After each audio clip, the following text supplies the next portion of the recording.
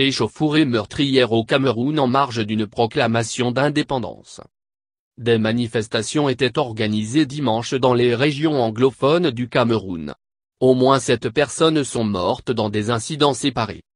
Au moins 7 personnes ont été tuées dans des incidents séparés qui ont eu lieu ce week-end dans les régions anglophones du Cameroun, quadrillées par les forces de l'ordre camerounaises, en marge d'une proclamation symbolique d'indépendance vis-à-vis de Yaoundé.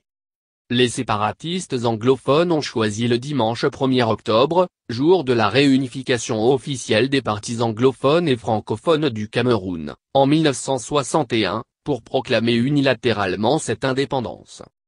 Depuis novembre 2016, la minorité anglophone, qui représente environ 20% des 22 millions de Camerounais, proteste contre ce qu'elle appelle sa marginalisation dans la société. Échauffourée. Le scénario de cette indépendance est catégoriquement rejeté par Yaoundé qui a déployé d'importantes forces de sécurité ce week-end dans les régions anglophones, et notamment à Bua, chef-lieu du sud-ouest, et Bamenda, chef-lieu du nord-ouest, où plusieurs personnes ont été admises à l'hôpital de la ville dimanche, selon une source médicale, après des échauffourées entre des manifestants et la police.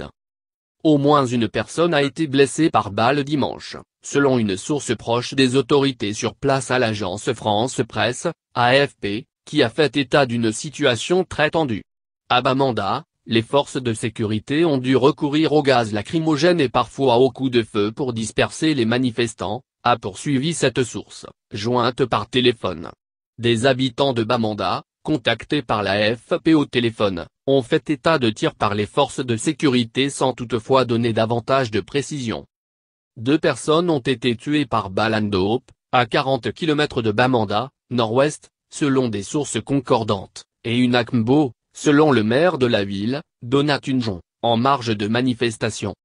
3 prisonniers du pénitencier de la même ville de Kmbo, qui voulaient profiter de la mobilisation des forces de sécurité pour s'échapper, ont été tués par les gardiens dimanche, et 3 autres blessés, selon une source proche des autorités régionales. Samedi, un jeune avait été tué par des forces de sécurité à Kmba, ville réputée frondeuse dans le sud-ouest anglophone. Couvre-feu. Réagissant sur les réseaux sociaux, le président camerounais, Paul Biya, a condamné de façon énergique tous les actes de violence, d'où qu'ils viennent, quels qu'en soient les auteurs, appelant au dialogue. Certains anglophones exigent le retour au fédéralisme, tandis qu'une minorité réclame la partition du Cameroun, 2 scénarios que Yaoundé ne veut pas entendre. La crise provoquée par cette contestation, exacerbée au début de 2017 avec une coupure d'Internet de 3 mois, s'est amplifiée ces dernières semaines avec la volonté de proclamer symboliquement l'indépendance des régions anglophones. Le 22 septembre, entre 30 et 50 000 séparatistes y ont manifesté, selon un décompte de l'organisation internationale Crisis Group, HIC, qui relève que c'est la plus grande manifestation depuis février 2008 et les violences liées à l'augmentation du prix de l'essence. La déclaration symbolique d'indépendance a été faite sur les réseaux sociaux, dimanche matin, par Sisi Kuayuk, président de l'Ambazonie, du nom de la République séparatiste que les indépendantistes entendent créer. Auparavant, Yaoundé avait pris des mesures fortes, couvre-feu instauré dans les 2 régions anglophones, interdiction des réunions de plus de 4 personnes dans l'espace public et des déplacements entre les localités.